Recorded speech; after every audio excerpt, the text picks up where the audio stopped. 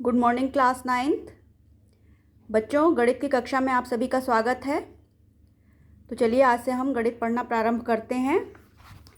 जो पहला अध्याय है आपका, उसका नाम है संख्या पद्धति या नंबर सिस्टम। बच्चों, चलिए इसके बारे में कुछ प्रारंभिक जानकारी प्राप्त करते हैं। पूर्व की कक्षाओं में आपने इसके बारे में पढ़ा भी है, संख्या पद्धति या नंबर सिस्टम। इसमें सबसे पहले प्राकृत संख्याएं या नेचुरल नंबर्स आते हैं। तो क्या होते हैं नेचुरल नंबर्स?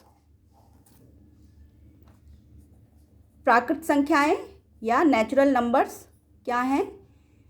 जिन संख्याओं की सहायता से हम गिनती का काम करते हैं या जिनकी सहायता से हम वस्तुओं की गणना करते हैं, उन्हें प्राकृत संख्याएं कहते हैं।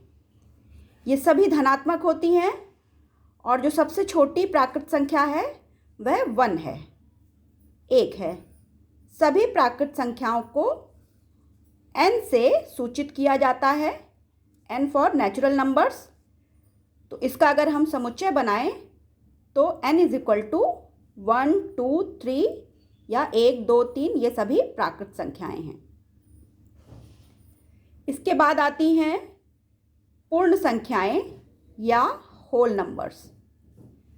प्राकृत संख्याओं के साथ शून्य को भी सम्मिलित कर दिया जाए तो हमें पूर्ण संख्याएं प्राप्त होती हैं। मतलब जितनी भी प्राकृत संख्याएं हैं, नेचुरल नंबर्स हैं, उनमें 0 को ऐड कर दिया जाए तो हमें जो संख्याएं मिलेंगी वो क्या होंगी?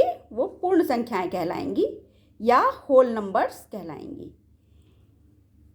सभी पूर्ण संख्याओं के संग्रह को W से प्रदर्शित करते हैं। W = 0, 1, 2, 3 या W = 0, 1, 2, 3 इत्यादि।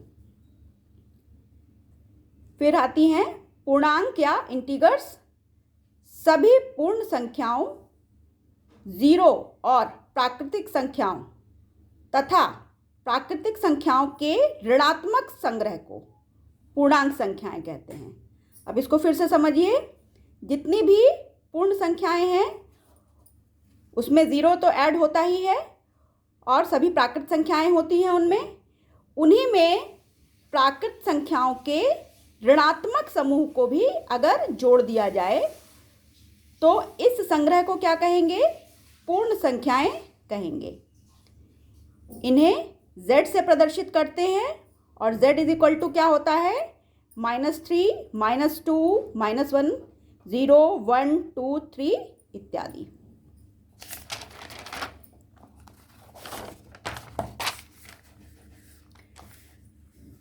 फिर आती हैं परिमेय संख्याएं या रैशनल नंबर्स। ऐसी संख्याएं जिन्हें हम P/Q या P/Q के रूप में व्यक्त कर सकते हैं, जहां पर P एवं Q क्या होने चाहिए?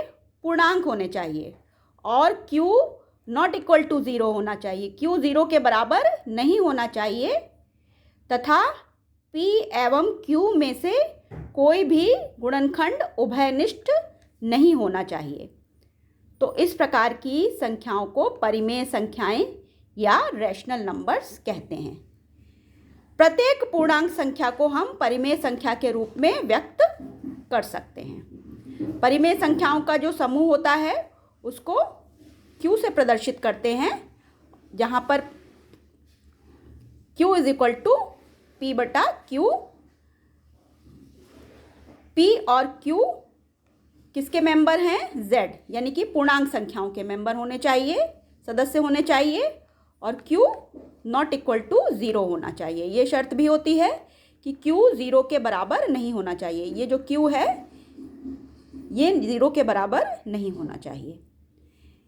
अन्य उदाहरण क्या हैं इसके? जैसे 1/2, 3/2, 5/12 इत्यादि।